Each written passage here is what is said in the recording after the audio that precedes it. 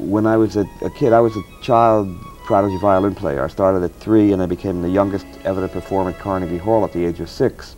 And I was like asleep. I mean, you know, I practiced myself out of my childhood, so that when I was in Carnegie Hall playing the Vivaldi Concerto in A minor, and I got an itch in my left leg, I stood on my left leg and scratched it with my right leg without missing a note of the Vivaldi Concerto.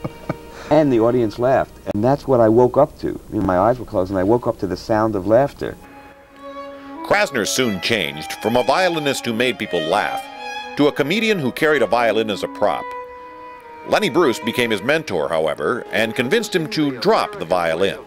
So, I mean, there was really no strong, irreverent humor in the culture. There were a few comedians like Lenny Bruce and Mort Sahl, but in print there was hardly anything. I had already started working for Lyle Stewart, who was publishing a paper called The Independent, which was like the missing link between Tom Paine and the alternative press. At the time there was no humor magazine for adults. You could tell the difference between some kid if he read Boy's Life or Mad Magazine. They didn't want adult themes because it was essentially for teenagers. It was one of the reasons I started the Realist.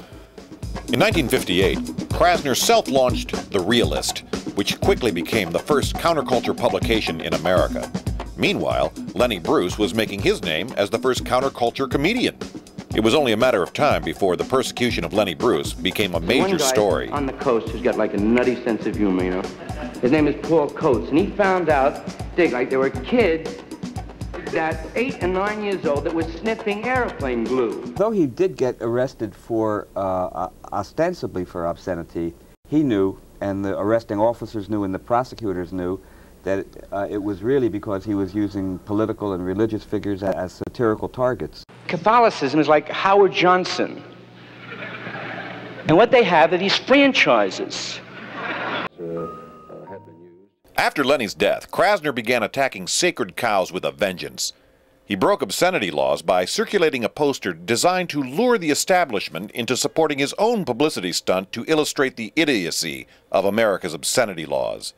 The Yippies was just a name I made up to describe a phenomenon that already existed, which was a kind of coalition of the hippie dropouts and the anti-war activists who found they had more and more in common. So the political activists at first, when they saw that the hippies were smoking marijuana joints in the park, they realized that this was a political act because they were defying an unjust law.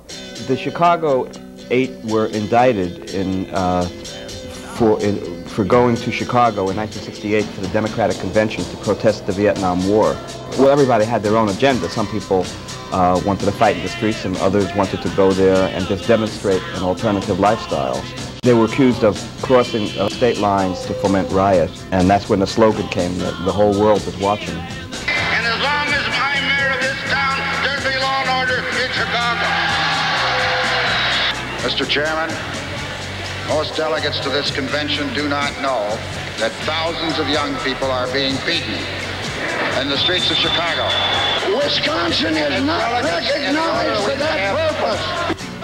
That an order be issued immediately under his signature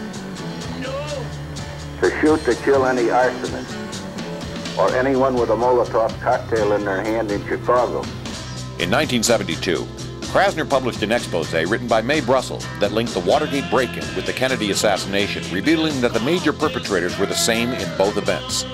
Brussell was the first researcher to trace the roots of these scandals to the mass importation of Nazi war criminals into the CIA after World War II. Brussell also discovered evidence that Charles Manson had actually been a pawn in a government plot to demonize the counterculture. That happened yesterday? In 1974, Stuart Brand asked Ken Kesey to edit the 3rd edition of the Whole Earth catalog. Kesey agreed to take on the project, but only if Paul Krassner was named as co-editor. They became close friends as they worked on this project together.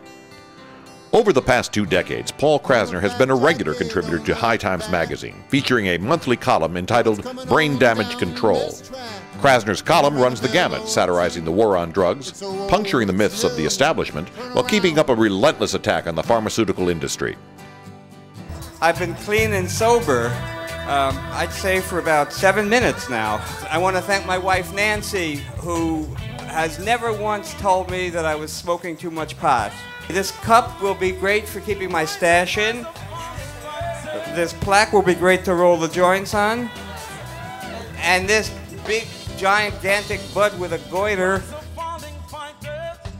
For creating the Counterculture Press, for skewering the powers that be at every opportunity, and for maintaining his sense of humor and integrity throughout his entire life and career, we honor Paul Krassner as the first living male inducted into the High Times Counterculture Hall of Fame.